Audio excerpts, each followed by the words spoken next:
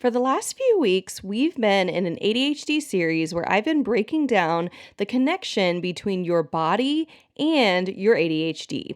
I've talked about 5 ways to make your ADHD easier to manage by healing your gut, if intermittent fasting is a hack for the ADHDer who keeps forgetting to eat, and 2 genes to support you if ADHD is something that you have. And you can check out gene 1 and gene 2 by clicking the links in the show notes or checking out the episode straight previous to here. So on today's episode, though, I'm going to be wrapping up our ADHD series by talking about a very serious and very common irritant I'm seeing, taking my clients' ADHD to a whole new level. Now, this episode could technically fit into the next series I'm going to be doing on mold and having mold month in August, but I wanted to bring it into this ADHD specific context in our ADHD series because one of the big 5 things that can make ADHD worse is hidden pathogens, and mold toxicity is one of the most hidden of the hidden pathogens. This common topic is so common, complex, and honestly undiscussed that I decided to give this conversation on ADHD and mold its own episode. If you have ADHD, think you have ADHD, or struggle with forgetfulness, brain fog, inattention, irritability, or mood swings, then this episode is for you. Hey friend, welcome to the Better Belly Podcast.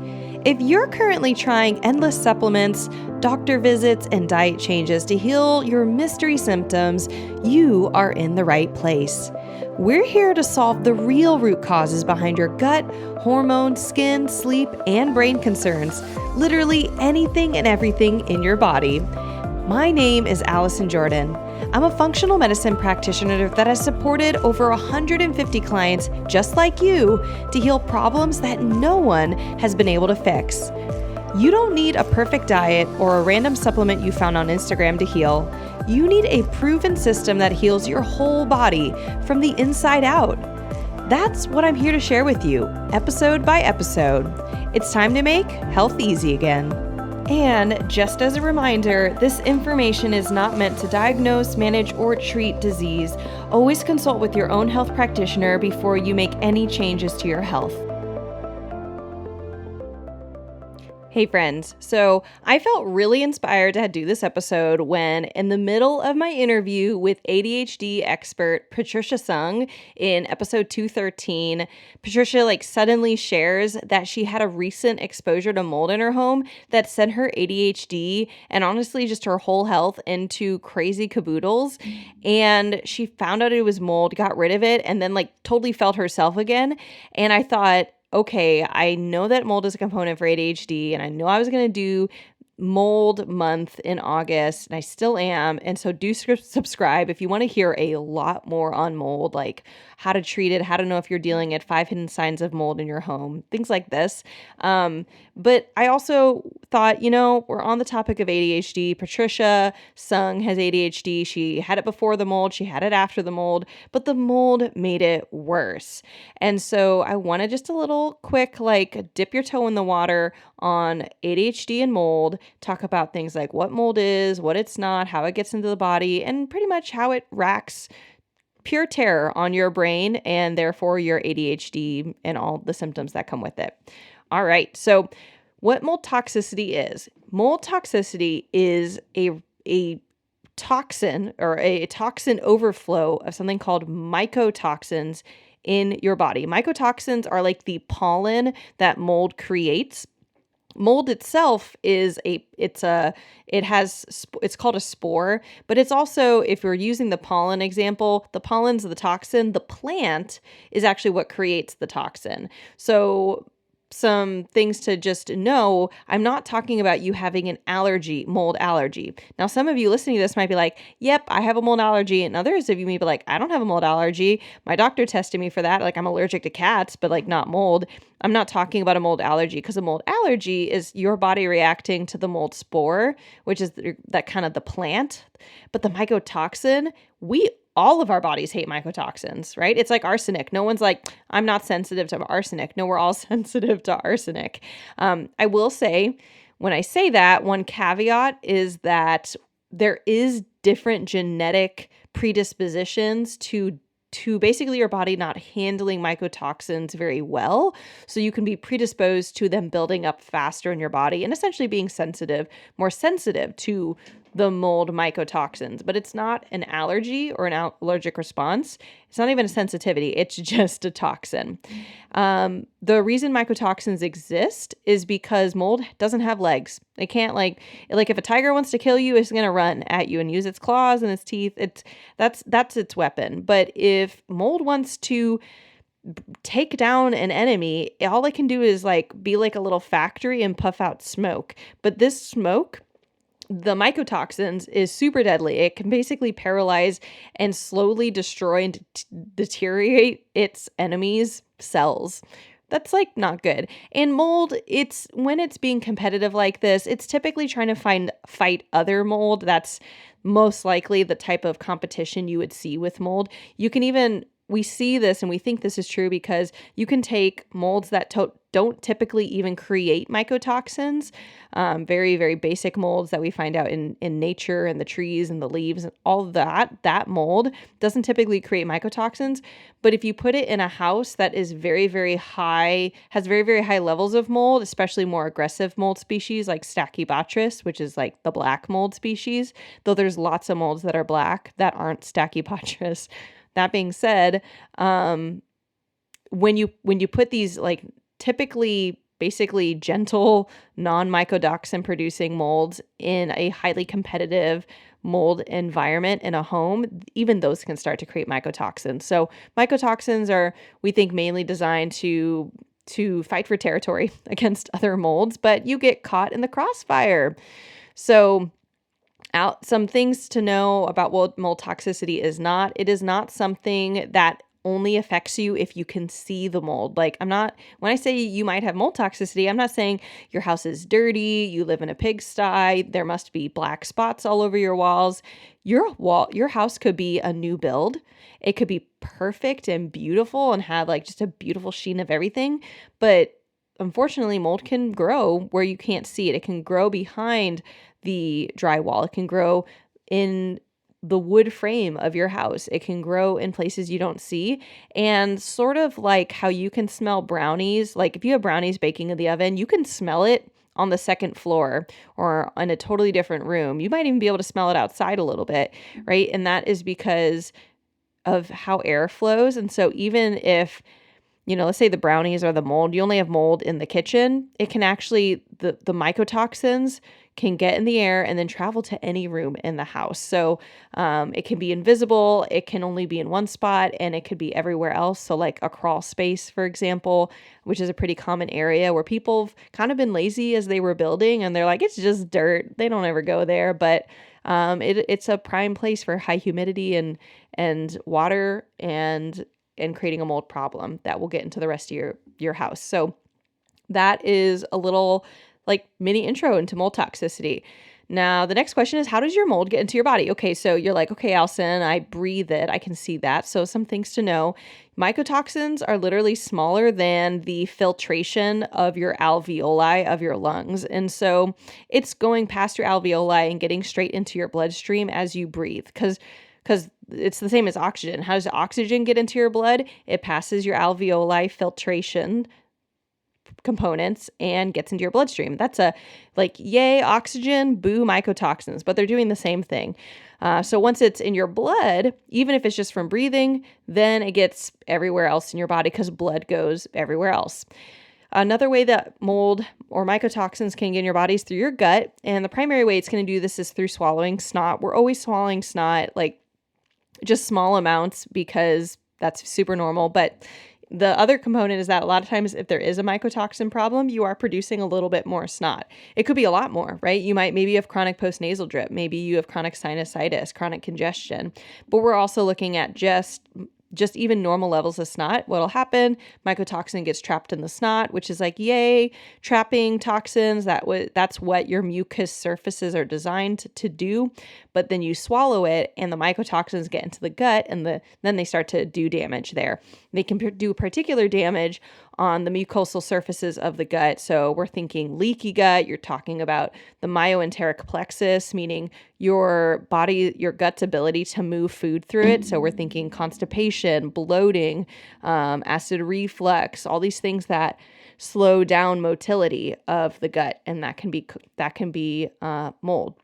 Something to know, if you know a little bit about food, that you can get mold on food, whether that's just a moldy piece of bread or a moldy orange. But really, usually the primary mold source is going to be foods that get stored in silos, and there's high humidity in there. It's not good stuff. It's mass production of grains. So it's going to be things like wheat, corn, rice, coffee, chocolate. These are getting stored in mass quantities for long periods of time before they get moved out into a truck, and they will grow mold. Then they will bake these items, crush them, so you can't see the mycotoxins that are left, but there are mycotoxins in the food. Now, what some people like to say is that, oh, if you have mold toxicity, it's coming from your food. Well, yes, usually some of it is coming from your food, but not enough to get the levels of toxicity we're seeing in labs. And I'm going to get to this. There are ways to test both your home and your body to see, not just like, oh, Allison thinks I have mold toxicity because I have ADHD. Like, no, I'm not saying that.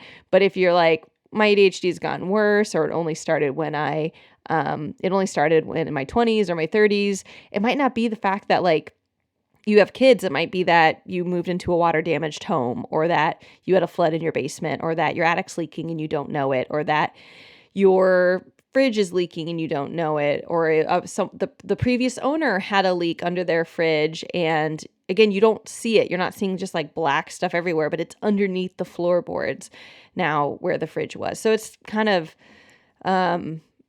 it's things you may know about the home. It's things you may not know about a home. Even if it's new build, it could be the how the building got rained on, or how they put in their HVAC incorrectly so that the HVAC leaks, so that you not get condensation on the HVAC on the outside of it, and that condensation is dripping onto the drywall, and there's now invisibly, it's not like you're going to get a drip from the ceiling. It's happening just low enough amount of condensation. It's just enough for the mold to grow, and just not enough for you to be able to see any active leaks or dripping.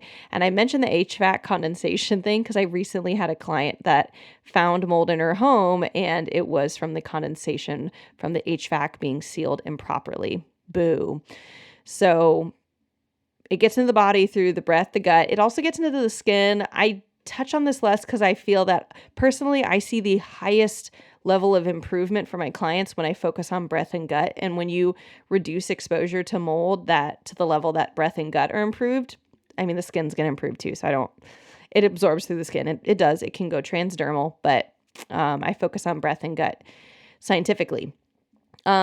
And then it gets into your body because it's in your home. Now, before I get in depth on the whole home thing, one of the biggest things, if I say it's in your home, some will say, isn't there mold everywhere? Yes, there is mold everywhere. Like mold, God created mold to help break down things on the earth. And it's an important job, right? And so mold's not evil inherently. Like I said, there's lots of molds that don't even produce mycotoxins. Some of us are allergic to it, but that's an IgE response, not a toxin problem. But the difference is that in nature, there's a lot of the most aggressive molds like Stachybotrys and Chytomium. They can't typically survive the type of weather that is happening in pure nature. So the snow, the storms, the heat, the dryness, the sunny days, they cannot survive that much up and down. And so these most aggressive molds that are making people the most sick are typically not being found in nature. They're being found in modern homes. And by modern, I'm talking about there's running water inside. I mean, for a long time, there's no running water inside someone's home, right? I love when I was writing that, I was even thinking about a woman I follow on Instagram who lives in Africa, and she posts all these kind of snarky videos on what it's like to live in Africa. And she talks about living in huts, and she shows the hut, and it's like, there's definitely no running water in there. And it's made of like clay and like dry grass, right?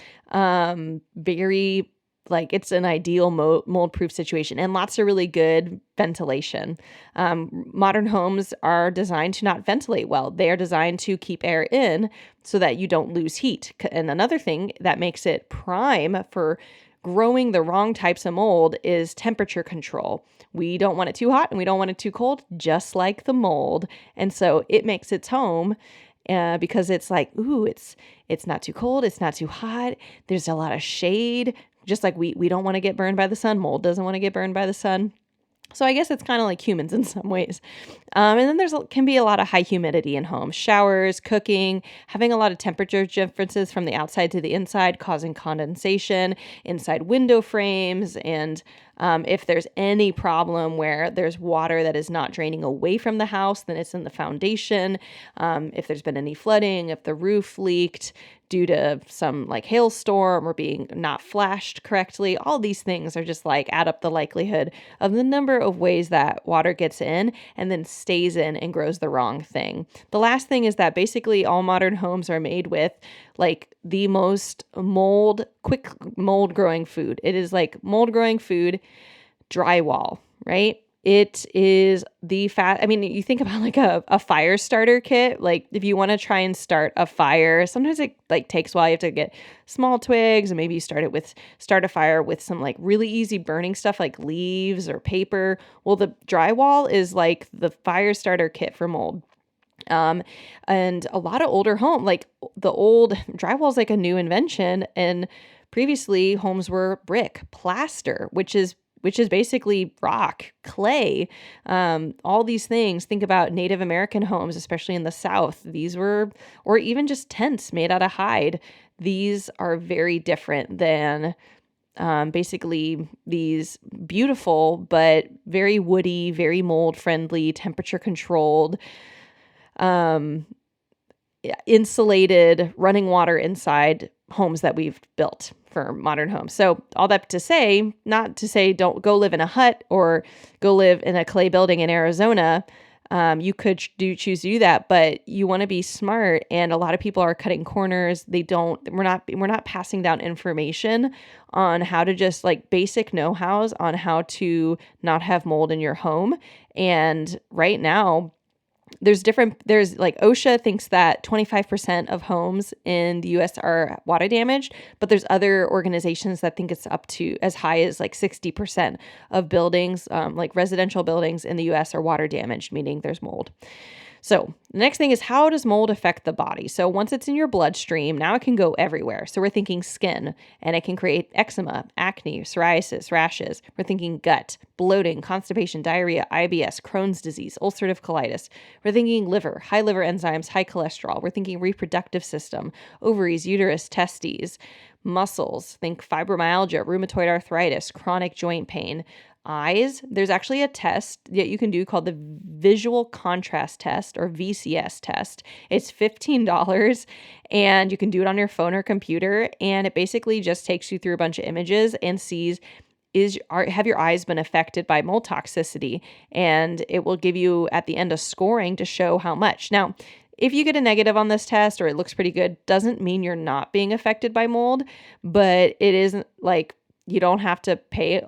It's like super affordable and just something you can be like, what's my score? I'm so curious. If you bomb that test though, it's not just like, oh, you don't have, there's no false positive. Let's just say it that way. Mold can impact your vestibular system. So balance, dizziness. It can affect your ears. Think tinnitus. It can affect taste. Think metallic taste in your mouth, metabolism, so weight gain or loss, energy levels, and mitochondrial health, which is a huge component of energy. Your urinary system and your kidneys, think interstitial cystitis, frequent urination, kidney failure, and last but not least, your brain. And this is where we're getting into ADHD, chronic fatigue, insomnia, anger, irritability, mood swings, memory problems, forgetfulness, difficulty paying attention, anxiety, depression, and reduced motivation because your brain is inflamed. It's neuroinflammation because your brain is getting fed the blood that got a bunch of mycotoxins sucked into it every time you breathed. For maybe, let's say you're out of, like most of the time we're thinking mold's going to be in your home, and maybe you're not in your home the rest of the day, but if you're sleeping, even 6 hours a night, that's 6 hours of constant exposure every single day.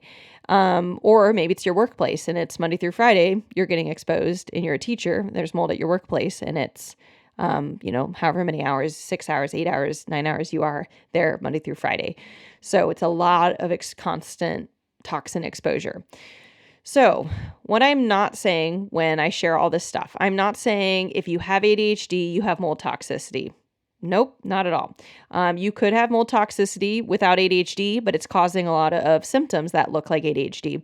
You could have ADHD and no mold toxicity. You could have neither mold toxicity nor ADHD and have things like complex PTSD, which can mimic ADHD. This episode's not designed to tease out those things, but the only way you can really tease out what's going on is mold a component. Is it ADHD? Is it complex PTSD? What's going on? You need to have experts on your team. So a psychologist who can test for ADHD, complex PTSD, depression, etc.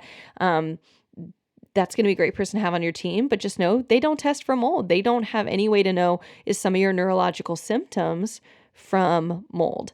Now, a functional medicine person like myself can test for mold illness, but I don't test for ADHD. I don't test for complex post-traumatic stress disorder. I don't do anything on the psychological component side. So, and then conventional doctors don't test for mold toxicity at all. They just test for the allergy.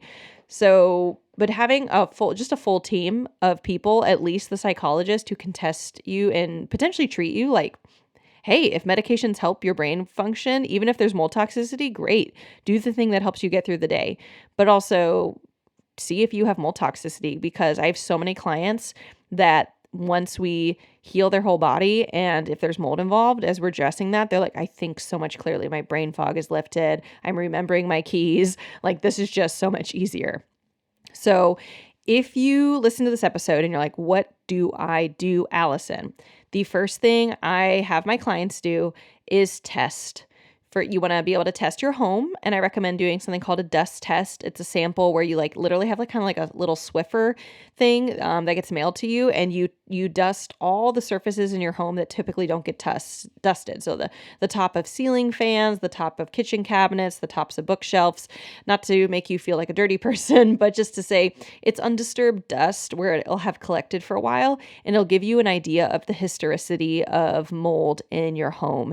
And it'll show you, do you have the bad ones? Do you have the good ones? How heavy of a mold problem is it? And it'll give you a scoring for all of that. You can go to betterbellytherapies.com/dust test if you want to get that test done.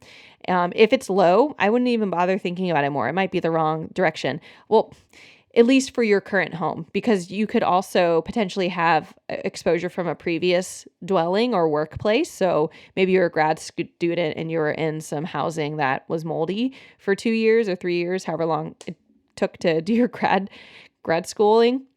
And that would, if you're not detoxing it super well, then even if you're in a low mold home dwelling currently, then you could actually still have all the mold toxicity symptoms. So the other great thing to do is test yourself. I use something called an organic acid test by Mosaic Labs. I allow people to order it. I give you ordering capability in my program, the Better Belly Blueprint, where you get wholesale pricing, a complete mold protocol. Like, if you have it and you're like, what do I do now? I literally tell you, and it gives you steps A through Z inside of the Better Belly Blueprint. If you want to know more about the Better Belly Blueprint, how it works, what's included, why it's so much more effective than so many other gut healing programs, just go to betterbellytherapy.com/training. And I have a video in there that's shorter than your favorite TV show to just walk you through the program and break down how you're going to get results. And then the next thing I would recommend, if you're like, this really intrigues me, I'm kind of freaked out, but I also want to know more about this mold stuff, I highly recommend just subscribe to the Better Belly podcast. I'm going to have an entire mold month series in August. So it's just in like a week or half a week. I'm going to have 2 episodes every week dedicated breaking down mold from A to Z. Lots of questions answered. I have 2 experts coming onto the podcast for this, including one who's a mold inspector who is going to give tips on how to just look around your own home and find the 5 hidden signs of mold and just get a bird's eye view of like, is this maybe something you're dealing with? Super, super powerful episodes coming up. So do subscribe to the Better Belly podcast if you're like, I just want to keep dipping my toes in this. I want to be a resource for you. So guys, I hope this episode brought you hope. I hope it gave you information. I hope it just is giving you a more holistic view on your brain health. Whether you think you have ADHD, know you have ADHD, or simply just can't remember stuff or seem to be extra forgetful these days, I want this to be a place where you can just be thinking a little bit deeper and in different ways than what conventional health and even honestly functional medicine doctors are going to do for you, let alone psychology. So I hope this episode was great. If it was helpful to you and you thought of a friend as you were listening to it, I just highly recommend copy the episode link and send it to that friend, because you never know if you might be giving someone their next breakthrough and aha, so they don't have to be stuck where they are at. Otherwise, subscribe to the podcast, hang out with me for a whole mold month in August, and I can't wait to catch you in our next episode.